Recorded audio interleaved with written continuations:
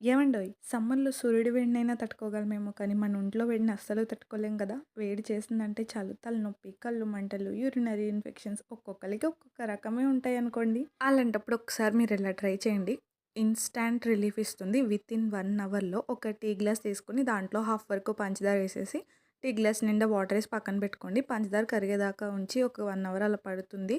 తర్వాత తిరగ్గొట్టుకొని తాగేయండి. నేనైతే ఆ టీ గ్లాసుడు వాటర్ జతకి ఇంకొక హాఫ్ టీ గ్లాస్ యాడ్ చేస్తాను. మరీ చిక్కగా అయితే తాగలేము. బెల్లం పాకంలా ఉంటది.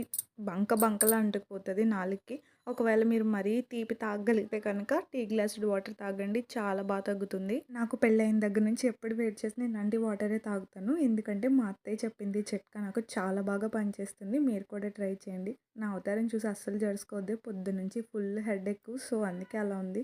ఇంకా మా అత్తయ్య చెప్పిన చిట్కా పాటించాం కదా! అంతా సెట్ అయిపోతుంది.